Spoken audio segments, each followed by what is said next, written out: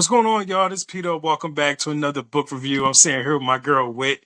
Long time coming. I'm excited to see you. I'm grateful to have you here. How you feeling today? I'm good. I appreciate your patience. I'm Oh glad no, we no, definitely. got together. So we're gonna do Big Sean's book Higher, and I got to give a shout out to Whitney for putting me onto some heat because this is the third book I think she recommended. Pinky Cole book, which was phenomenal, even though she got like a lot going on right now. Wish her hmm the best. The Charlemagne book, that was definitely a good one. And this one, and this Big Sean book. The scary part about this Big Sean book, it caught me at a hell of a time.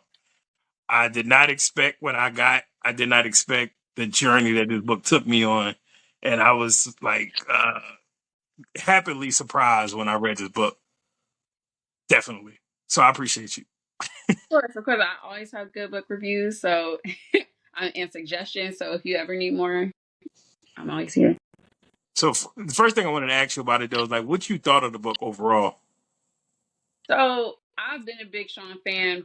Most of the people I know are casual Big Sean listeners. They don't follow his newer music, but I knew he had made like this kind of like spiritual transition. I don't know if it was Janae Aiko inspired or what, but he had made kind of like this transition.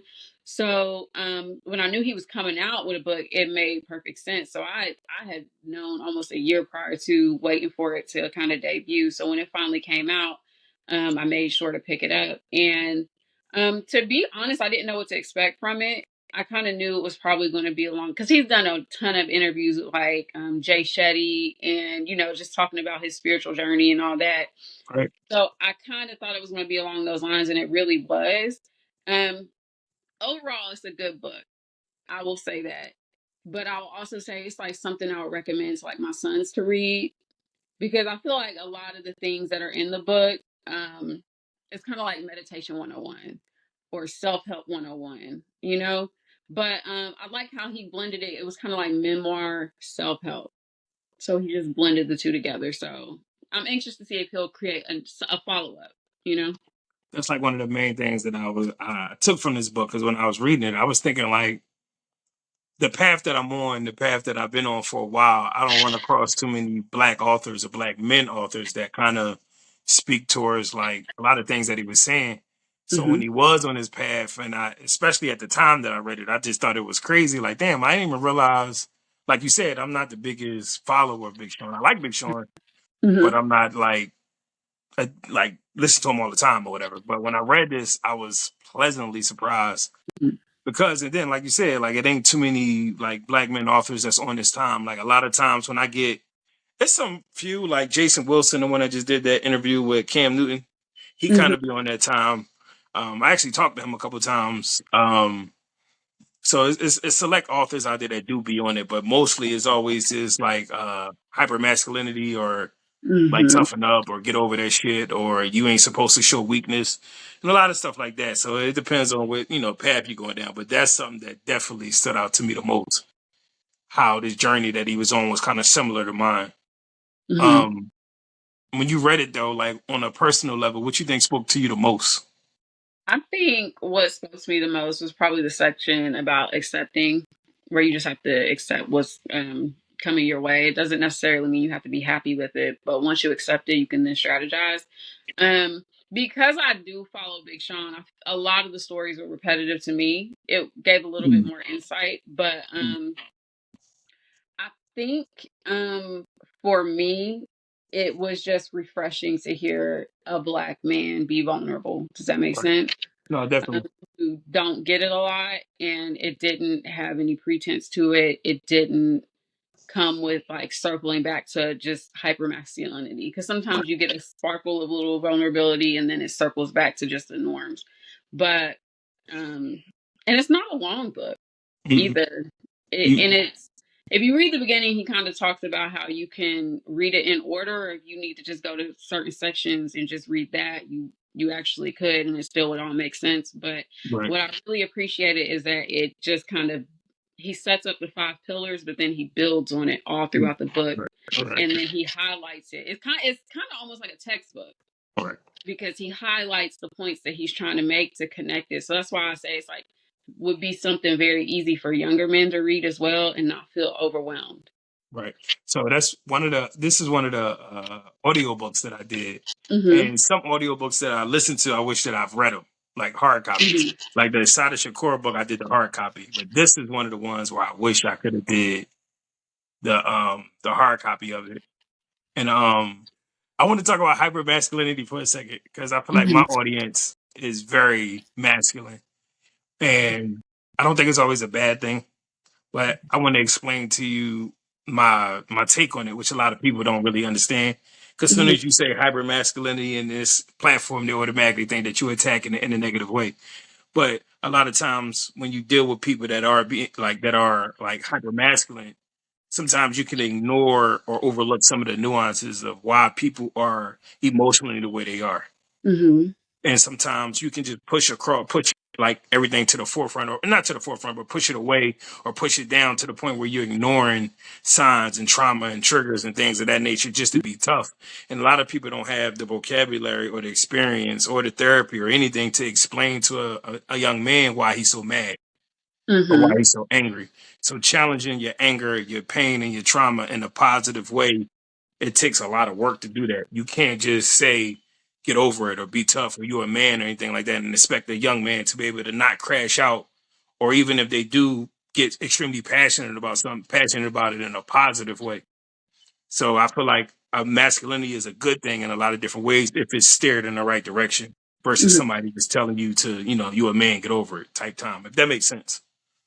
No, I understand what you're saying. I think when I hear that, I think where the I don't want to say the problem, but maybe the issue comes in when it's hyper. So anytime something's hyper, it's Hmm. accelerated and it's Hmm. usually overcompensating.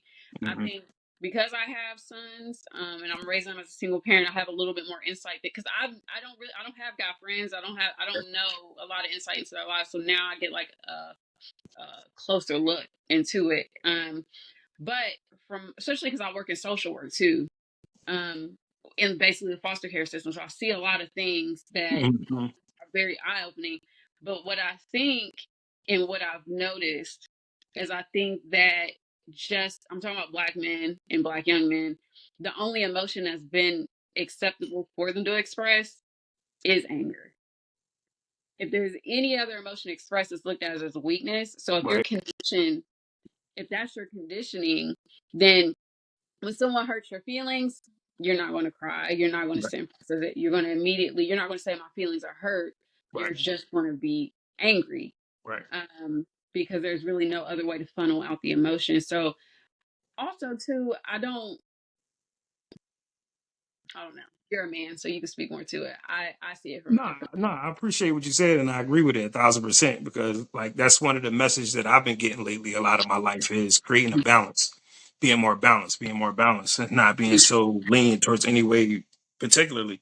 But like you said, if that's the environment that they breed in, whereas like you said, in certain situations or certain environments that they're put in, especially in the foster care system, I believe like you can't show it to some extent without being taken advantage of. You can show it without being looked down or becoming a prey or somebody that's predatory looking at you any type of way. Not only just their peers, but the people that's above them, like the parents, or because there's a lot of people being molested and taken advantage of and stuff like that. So sometimes that vulnerability can be like even with boxing, like you cannot show that vulnerability a lot of different Mhm. times, even though, but that's what I mean. Like if it's trained or if it's steered towards a proper direction, I feel like it's a benefit and a good thing because if somebody got that fire and somebody constantly trying to put out their fire or minimize them or mute them, it could definitely have an explosive effect in a negative way. You know what I mean? Mhm. But if you Mhm. find a way to channel it into a positive thing, I think it's a good thing. So I definitely agree with what you were saying. But I definitely wanted to say that before because I be getting ether with a lot of shit I say when I'm not 100% mad. So one of the things that he talked about in his book was unconditional love. Now, Mm. that's something that I struggle with because I don't believe any love is unconditional. I Like don't. being in that space of just I'm gonna love you regardless is like fairy tale land to me at times. Mhm. I'm the type person, even in all of my relationships, and I don't know if this is good or bad, and I'm just being honest. I keep a count of what we talk about, I remember. My memory is on point. I Hmm. remember what we talked about. I remember what happened. I remember what you said. I remember what you did. I remember what you lied about. I remember things because as I'm in therapy now, my therapists always say, you treat people actions as gospel, not what they say. Hmm. Hmm. So I pay attention to patterns. And a lot Hmm. of times people would say like they feel like I'm backing them into a corner or I'm, keeping score. And it's like I'm not keeping score, but I'm not gonna let you run over me. I'm not gonna let you walk over me. I'm Hmm. not and even in another side to it, like if we together hypothetically and I see there's things that you are lacking on that you could possibly step up on, I'm gonna let you know. Like I'm not gonna just let you fall by the wayside. I'm a Virgo, I'm a man. I feel like part of that is my responsibility in my household to keep track of the track that we're on so we can try to keep moving forward in a positive way. And I just read Mark Manson book and he talked about in order to be like to have unconditional love, you gotta have faith. Hmm. Like no matter what the person does, you have to believe that it's gonna work. That your side is gonna work. And it's like exactly. Exactly. Exactly. But not only that, I struggle with my faith in general. So it's like you want me to believe in this other person, but they say like when you're in these relationships, you're supposed to just focus on you and correcting what you're doing, and everything else will work itself out, whether it ends or not. But I definitely wanted to know your thoughts. I don't want to get long winded on you on unconditional love. So, okay, there's many things I have to I come at that when I hear that. Um, I want to preface it by saying I don't subscribe to unconditional love outside of the love of a child. Okay, because from a parent to a child, now from a child to a parent, I think there should be conditions as well. I think that when you approach a situation with unconditional love, that's where a lot of manipulation can be executed because people can behave in a way that doesn't align with the well-being of all involved, and then be like, but I thought you loved me unconditionally, and I don't subscribe to that. I think people need to be held accountable for their actions, and you can't hold people accountable if you're loving them unconditionally. But I Right. also, the way I look at it too, you can love unconditionally. I think if you look at love as just a feeling, if you are looking at approaching love as an action, I think that you have to pretty much assess at what limit does your love start and stop. Like, where does it begin and end? That's what I think. So, I'm not. let me ask you this real quick. So, like, Okay. do you think there's any like upside to loving somebody unconditional? If you're looking at it as a feeling, like I love you unconditionally, but I love you from afar, then I think that, and sometimes people need grace. Okay, that's where I think that loving someone unconditionally can come in. If someone was talking to me about unconditional love, I would tell them love yourself unconditionally first, and then you can everything else around you will self correct. Because, like you said, you can love somebody or have these really really strong feelings for them, regardless of their actions, but do their actions align with the well Right. being of the relationship? Right. So, And then a lot of times, like people's trauma, people's issues, hmm. people's habits, people past, people history will have them doing stuff just out of conditioning rather than Hmm. they love you or not. It may not even have shit to do with you. It's just who they are as a person. Right, So being unconditional to somebody else's trauma sound wicked to me. right. Like I don't know if that's even like possible. But and then another thing you said to add to your point, like loving yourself. Like I feel like we all need to do better with that. Like everybody I know, I don't know nobody that I see like yo they love their stuff like unconditionally. And like one Hmm. of the things that keep coming back my way is like my diet. Like if I love myself more, my diet would be way better. Like you'll be taking care of your body way more. And I'm around these athletes, so they always talking shit. But yeah, man. So that's one thing that I definitely struggle with. But I do just playing devil's advocate to some extent. Uh, Having a level of faith to love somebody unconditional does resonate with me because, like, I'm a lover. I believe in love. Like Hmm. I'm not married. I'm single at the moment. Like me and my ex split, but I want to love. I want to love. Like love pad pushes me. Money don't push me. Status don't push me. Like Hmm. I create. I do a lot of things. I enjoy it. But at the end of the day, I want love more than anything, and everybody know that about me. That's around me. So I still have that belief in it. Now it's like what happened. I don't know, but Hmm. so just the faith part, it do resonate with me a little bit. Just to add a little bit, nuance to it a little bit. Let me see what else I got. Um, okay. So another thing in the book that he talked about was like some of the struggles he went through. And at the time that I was reading this, I had Hmm. moved out of my house. I had broke up. Me and my ex had broke up. I was dealing with court stuff. I had to get a new job. Like everything in my life was starting over. Like Hmm. everything. And I'm like, this is some bullshit. I'm 39 and I'm starting over. Fuck everybody right now. But when he was talking in the book, he kept saying, like, everything has its ups and flows. Like everything is temporary. Right. Like it's not going to be forever. This is not going to be a consistent thing. But sometimes when you're in that storm, it's hard for you to see anything outside of it. Right. But So I that's just, faith based too. That you have that right. faith too. Yeah. And that's what I wanted to talk to you about. Like when you be dealing with your struggles and things that you be going through, like when you read stuff like this, does it help you in the moment to not dwell on what you're dealing with at the time? That I think that's where my love for autobiographies comes from. Is because I love to hear people's story because a lot of times we only see the success, we don't hear any Definitely. of the hardship. So that's why Definitely. I really because I love fiction. But if I'm going to read nonfiction, it's going to be an autobiography because I like to hear it from the person too, like their perspective because it meant something to them. So that's what I did enjoy about this book is because that vulnerability was there. Like everything's not perfect for everyone. Everybody's having struggles. Um, but like you said, the ebbs and flows and just knowing that everything's a cycle.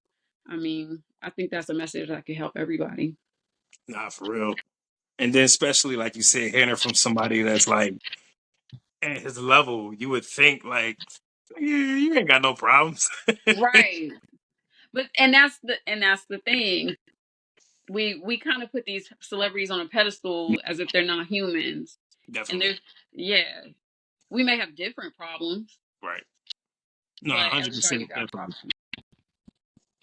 Another thing that he was talking about was his relationship with Kanye. Mm, And like I thought it was so dope how he was talking about he was going to the radio station like all the time just freestyling. Like hmm. he had a particular day he would go up there and freestyle and he felt like he would fuck up sometimes. Sometimes he felt like it was good. Sometimes he felt like it was bad, but he was consistent with it. He consistently kept going, kept going, kept going until he developed a routine with it. Until his opportunity came to freestyle for Kanye, even though Kanye really was like trying to hear it kind of was or whatever the case may be. But he said it was so easy for him at the moment because he was such in a repetitive state of doing what he loved and doing.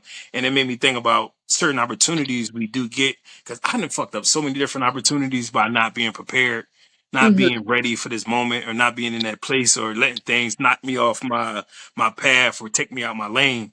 So when he said that, it just made me think of like to young black men or young people or men or women, people in general, like to stay on a path, stay working on your craft. So when the opportunity do come, you'll be on point.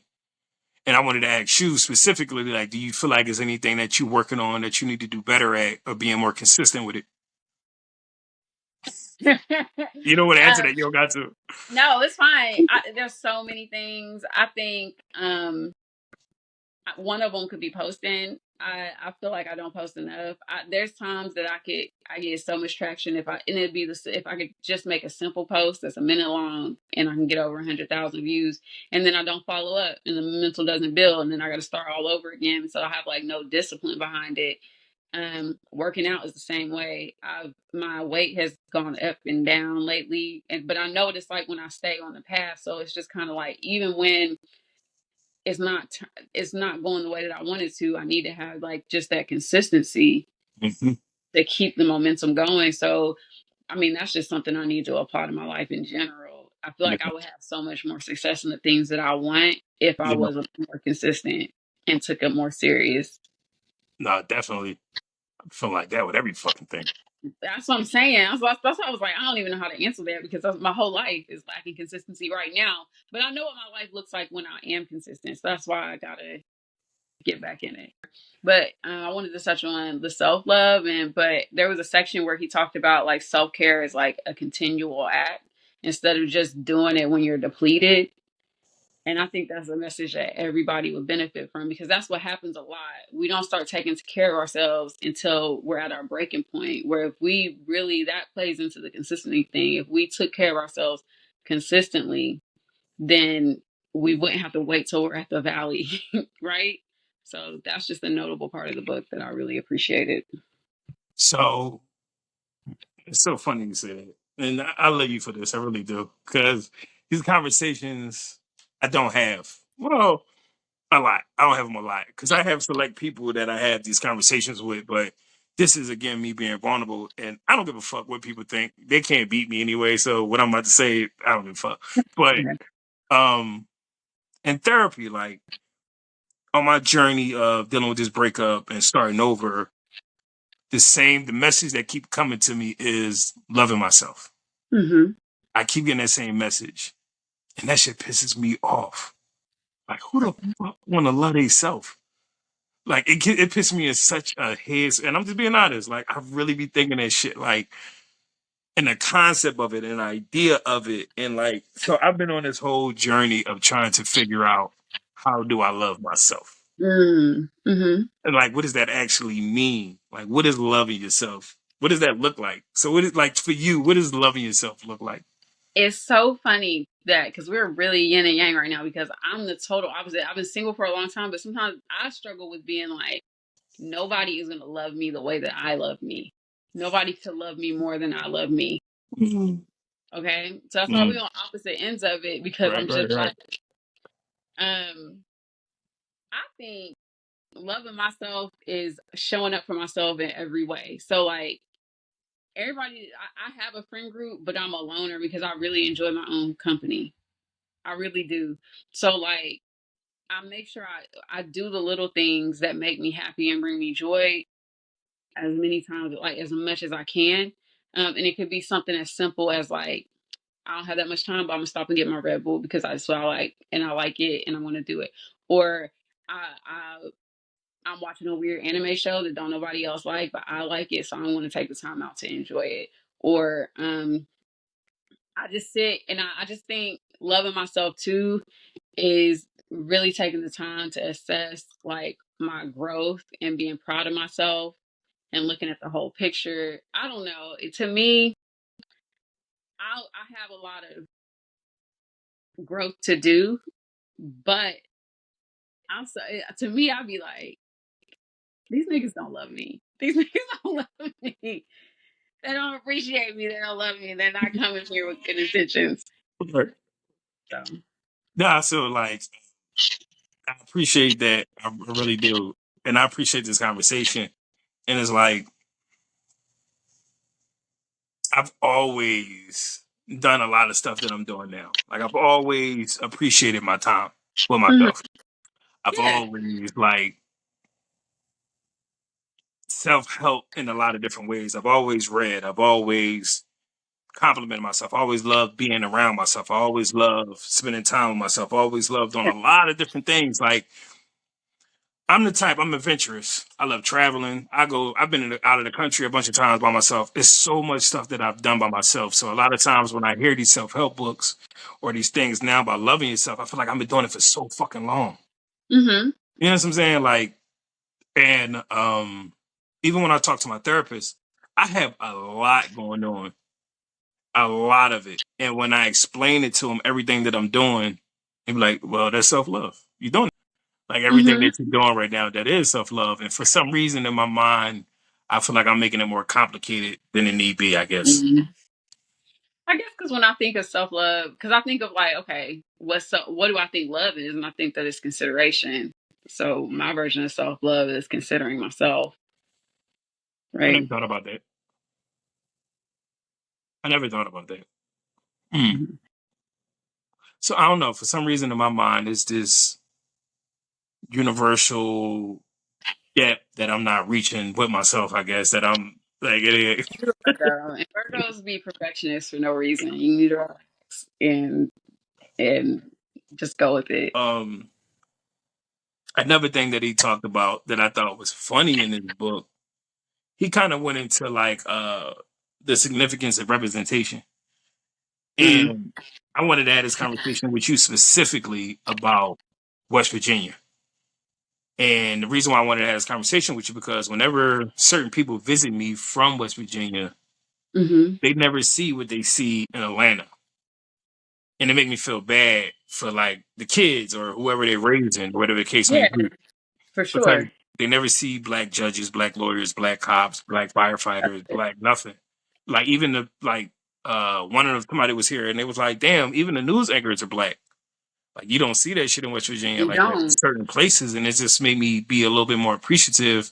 But you being there and being back and forth, I know you're not, you in and out of you're not there all the time, but like how do you feel about that being there or being back there in this moment, especially when you lived in these other major cities? Like do it annoy you? Absolutely. It feels like the best analogy because there's a bunch of mountains, right? And I was having a conversation with another lawyer, a black lawyer that I know. She's the only black lawyer that works in our courtroom. But she was talking about some people look at the mountains as like safety, but then some people it can feel suffocating. Because that's what it feels like when I'm in Charlotte and then I come back to West Virginia. It feels suffocating because every space that I'm in outside of my home is a predominantly white space. And when I mean predominantly white space, people don't realize like I would be the only black person, right? Or like you said, I remember when I moved to Charlotte initially when I first moved there, like there was all these people in management, there's all these people and you just don't see that in West Virginia. And then when you do see it, that ain't sometimes it ain't the best representation. And I mean that wholeheartedly because they've had to like whitewash themselves so much to fit in that it don't even feel like representation no more. So it and I don't love it because I think about my kids and I just feel like I don't want them to get in a group or a group of black people and feel uncomfortable because they're not used to being around enough black people. Does that make Right. sense? No, I definitely do. Or people it's so embedded. It can be so embedded psychologically that I don't want them to not go for certain roles because they've never seen nobody in that position. So they don't even realize that they're not seeking out different opportunities simply because they've just never seen somebody in that position before. And I literally was having this conversation yesterday. I got a friend of mine. He probably I don't know, maybe 32. Like I really appreciate this guy. He don't know this though, but I really appreciate him. He's an engineer. And one Mm-hmm. day he was showing me he was building robotics. Mm. And I'm like, I would have paid attention in school if I knew this If was an you knew actor. that, right, Nobody right. around me was no fucking engineer. It was all athletes. Like that was the way Mm-hmm. to make it, athletics or rapping or shit like that. Nobody, I didn't even know about engineering. Just being honest, until like Mm-hmm. it's really now that I'm really understanding what engineering is. Right. So definitely like 100,000%. I literally had a conversation yesterday. Like I've never even thought of that shit before. But now Mm-hmm. as a grown man, I'm seeing somebody build a robot on a computer. Like, bro, I would have been all for that shit as a kid. And that's what's lacking here. That's what's lacking. So, and it's one of those things where it's not a system I'm looking to sit around and change. I just rather move. Can't, no argument there, bro. Yeah. Whatever note you got. What else did I have? I did like I don't even remember. I just put tools and prompts. So I like because like it's kind of like a textbook where if you have the physical copy, because I did a hybrid. I would read some of it because I have the physical copy, and I listened to it because I also like when I'm listening to an audiobook to hear the actual author read it. But like the actual book like has little tools and prompts and stuff that I think is really neat inside of it. That's why I encourage people to pick up the physical copy of the book too. Did you do any of the prompts? I did. He has like some meditations in there that actually I think they're useful. That's why I called it like No, go spirituality ahead, go 101. ahead, go ahead. Go ahead. No, go ahead. I want you to finish because you reminded me of something. Okay. The other note that it was online what we was talking about, but I have put mental health transparency and transparency in hip hop and Black men because it is something that's lacking. And I do think that there's a movement of people trying to encourage it. But to see somebody who has such a stature to bring that to the forefront, I'm just going to keep always like reiterating that it's going to continue to be encouraged because it's such a lack. And that's, I mean, I have little scribbles and notes, but nothing important. The transparency thing, I feel like with these memoirs and these books, or like these athletes or these people that speak, being transparent is so fucking significant because when you go on some of these platforms and people just go on there and lie, Mm-hmm. you're not helping nobody. They're You're not even not. helping themselves. No, like it's somebody that's going to be motivated by your story, somebody that's going to push past their drama, push past their issues, and get to a Mm-hmm. point where you can touch their soul just because of what you said and what you've been through and what you being transparent about it. But these Right. motherfuckers get on there lying like they just always got $1 million. They do what they want to do. Like it's just like, bro, come on, man. Being transparent is so significant because you can inspire and change generations if you just Right. have that fortitude or that capability to be transparent about what you're going through. Also, it'll kind of let people like that in a fairy tale land believe in certain things, like being an entrepreneur. Mm-hmm. You hear so many people online talk about you got to get your own business, you got to do this, you got to do that, and they make that shit sound so simple and so easy.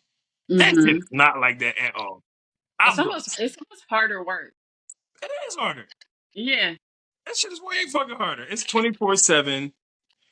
Listen, I've lost 20, 30,000 on somebody just not knowing something. Mm. And then call me for a job the next day. Like, motherfucker, I gotta get a job now. It's you. That like, so just being transparent and really telling people the truth and being honest can be a benefit to so many people. But some people just selfish and they get caught in their own shit. So one thing you said though, and now I'm not trying to be long with it. I know I'm talking a lot, but one of the meditations he was talking about being on the beach. Mm-hmm. I swear to God, it sent the chill through my body. And I felt a weight. But no, one of the meditations he did really like it sent the chill through my body. I was at work and he was the one he was talking about on the beach and he was just like, yo, just release everything. And Mm-hmm. just sit and just like feel it going from the top to the bottom. And it really, really, really resonated with me, man. And I'm like, I can't believe Big Sean has got me in this motherfucker feeling relieved at this moment. Of all people, I just did not expect that shit at all.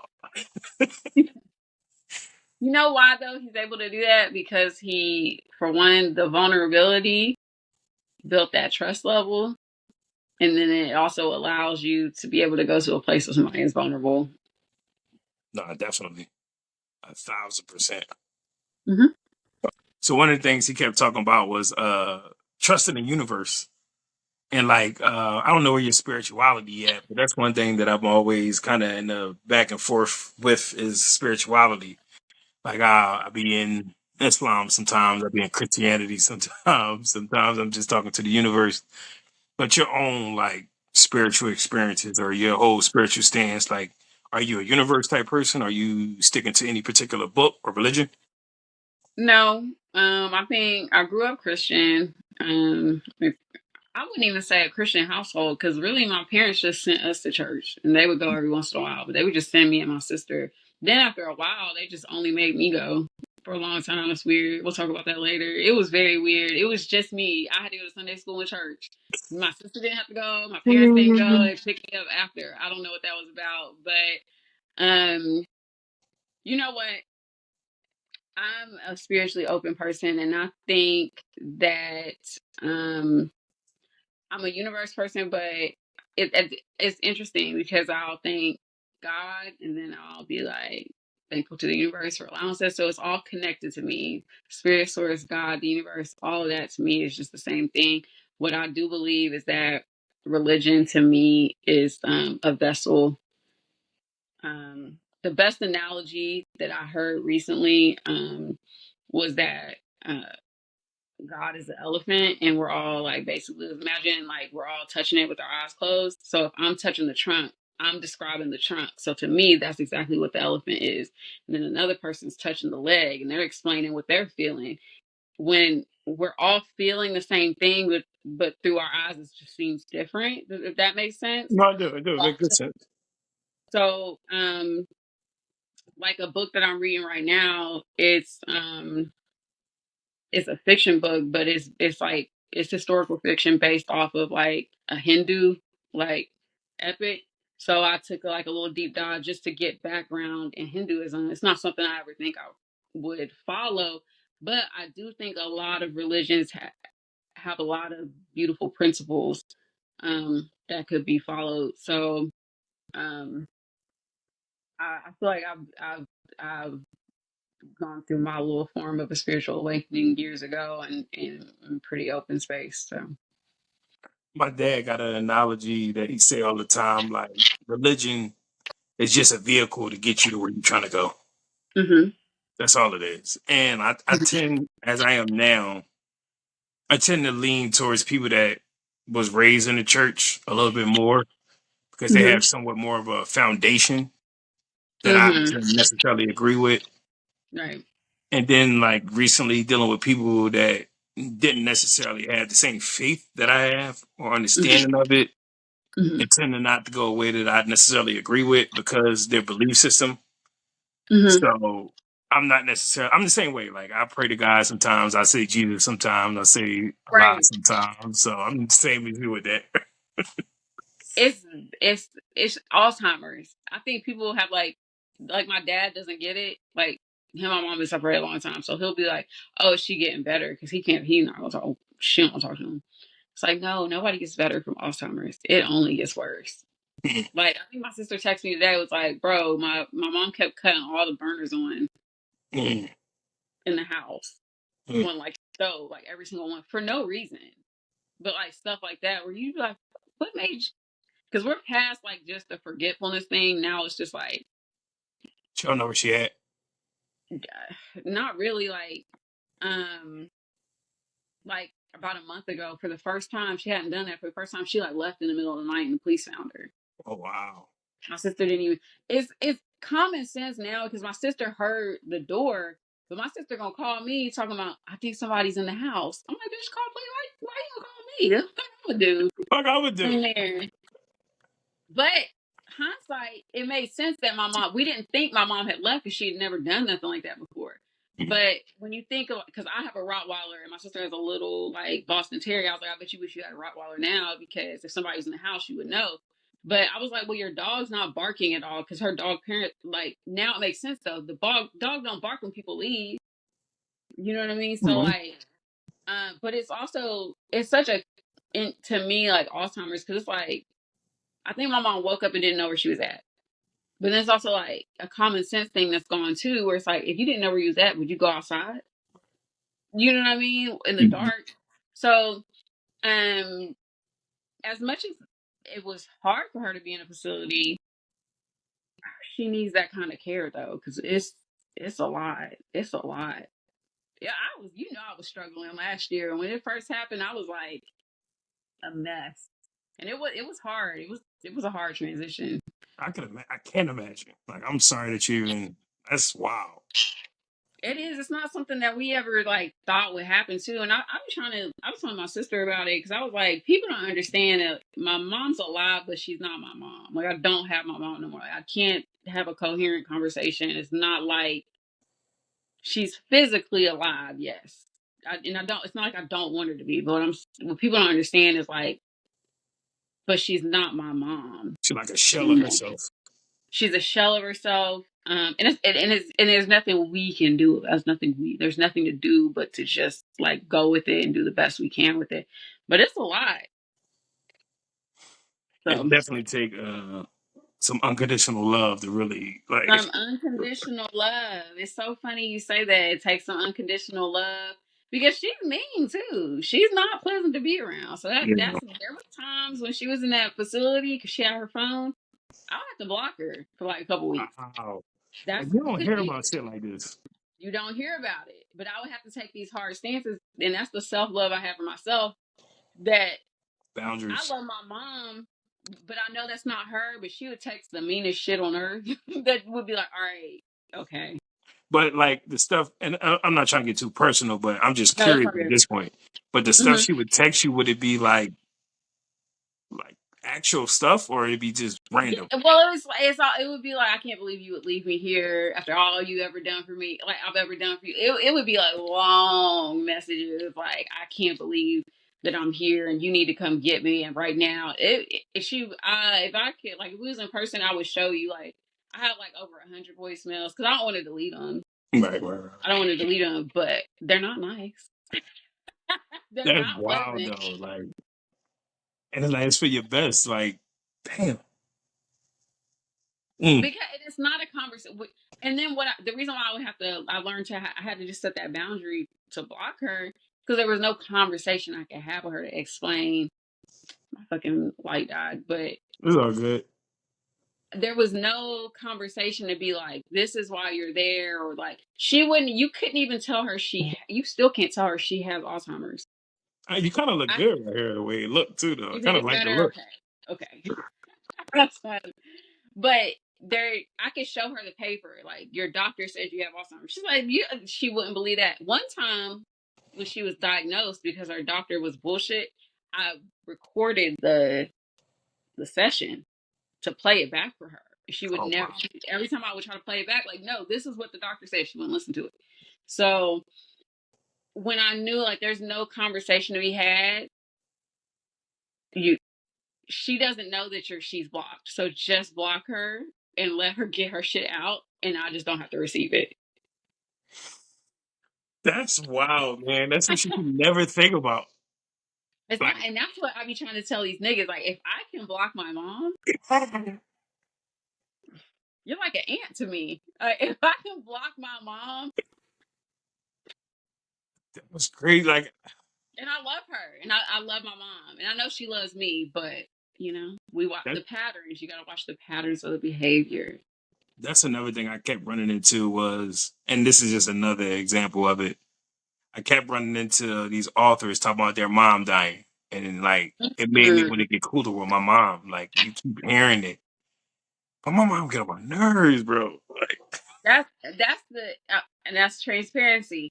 That's the struggle, because I feel like my mom has been there for me a lot in my life, but she's not neither one of my parents are emotionally available at all. You cannot have any type of conversation with them about accountability or any of their actions. It's very frustrating, and I feel like a lot of times when people talk about losing their parents, they don't account for the fact that everybody didn't have the same parent as them.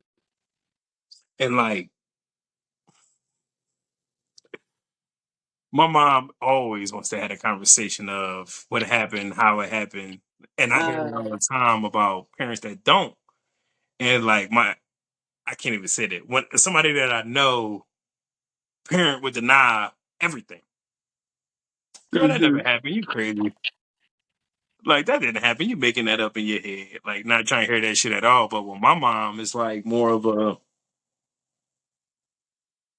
manipulative way of trying to get you to love her that I don't fuck with. hmm Like I said, I'm real big on being vulnerable, being honest. That's how you connect with me. But if you faking the funk, just trying to get me to do something, just Yeah, it never resonates with me, especially when it's obvious. yeah, So yeah. I'm sorry you got to deal with that though. Like Right. Yeah, I'm that's gonna tell another you. level.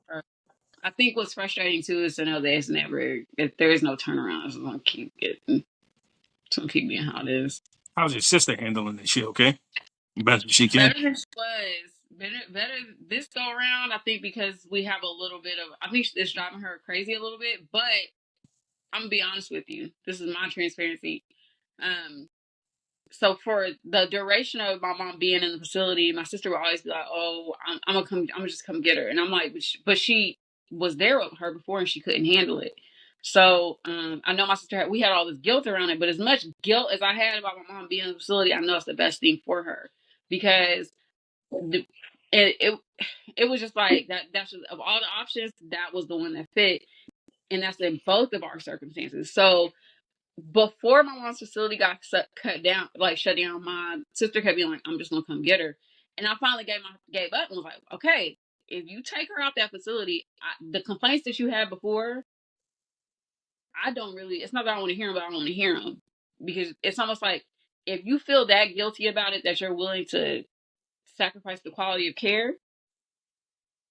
And then like, and I don't know, I'm not there, but what it sounds like, and from just my logical thinking, we're not built for care like that. Especially because we're called was a sandwich generation, where it's like a lot of us now have, because I have older, because my mom's older too than most of my friends' moms. Um, you have to care for your parents and care for your children. That's a lot to take on. So there are resources that are set up to help with that, but if you're not going to put those into play, you're going to drown. So I don't want my sister right now to get to a point where she's drowning, but I also she the first time around she didn't know what to expect. This time around, you do. I think it's hard too. Plus, you have to consider all the children involved. That's hard. I feel bad for them too. That their memories, like they have good memories with my mom, but now they're starting like now. Yeah, them And facilities is there for a reason. Like I definitely, a lot of them are fucked up. and that's a whole They nother thing. are.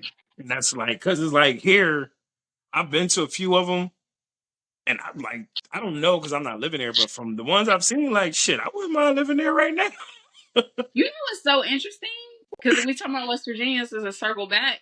Um, she was in there, mind you, she's the only black person in there.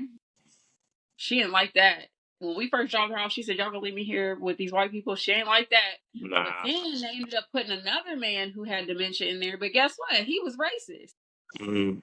and talking all this shit to my mom. So she was like panicking all the time. Finally, they had to kick him out because I was like, "Listen, we're not gonna do this." Can you But imagine how scary that is? Like you don't like.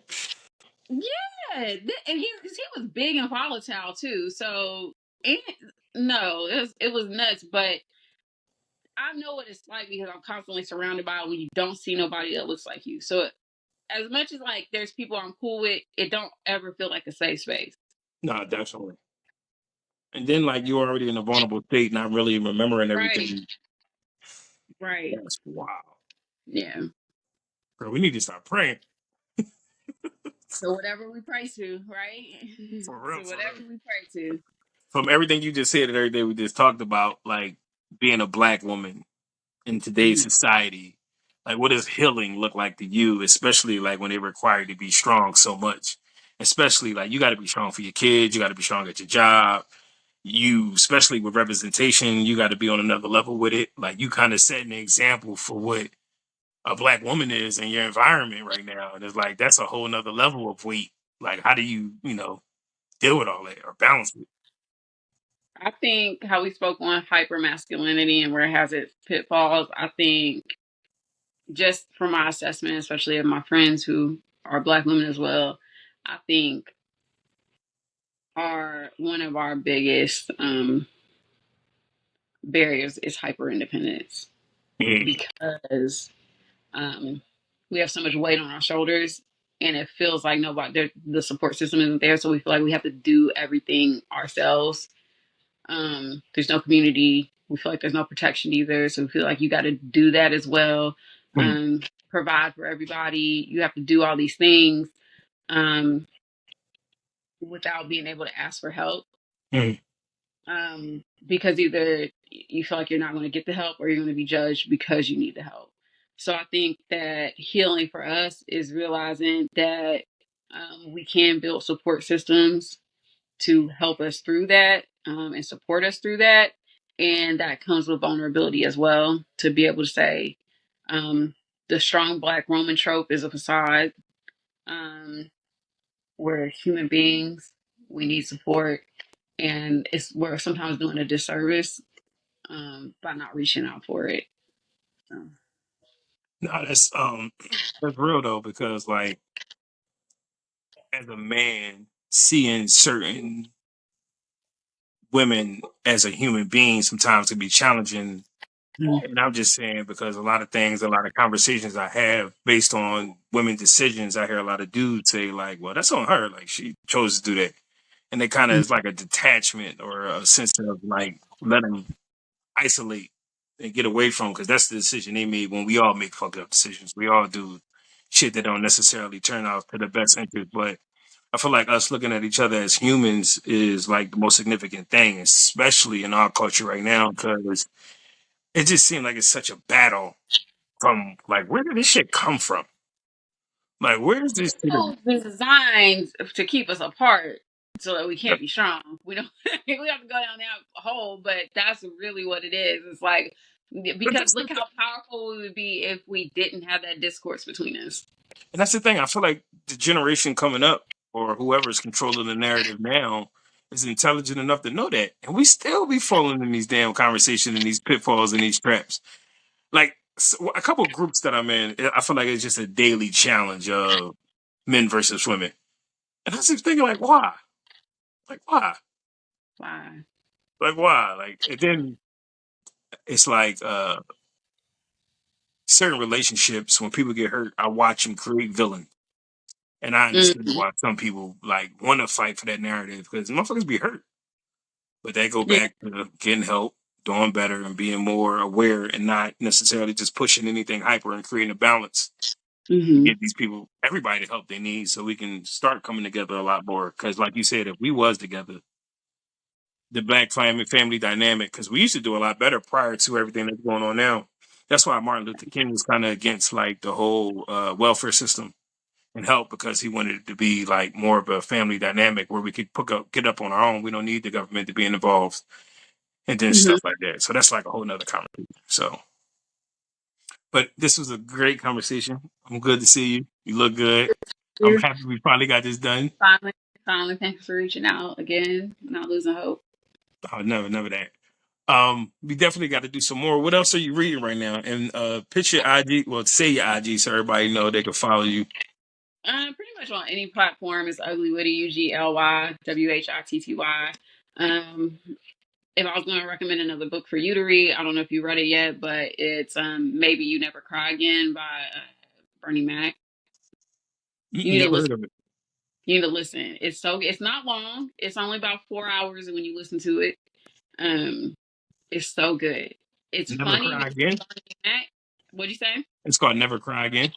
Maybe You Never Cry Again. Never cry again. And it's along the lines of like autobiography. But of course it's Bernie Mac. He reads it if you listen to the audiobook.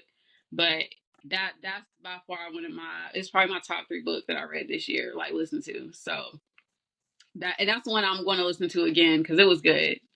So I recommend that one. I'm reading this one right now. What is that? It's called Kakai. It's but it's historical fiction. I don't think that's your vibe. But thank you for having me. I appreciate you. When you listen to Bernie Mac, we can circle back on that. Oh, Okay? definitely. I'm gonna download it. We definitely gonna do it. Yeah. So This is your boy I appreciate Keto your back. time. Go ahead. Go ahead. I appreciate your time. Definitely, I appreciate you. I really enjoyed this too. I think we need more conversations like this in general. I agree. But this your boy Pito back with another book review. Let's get it. Bye.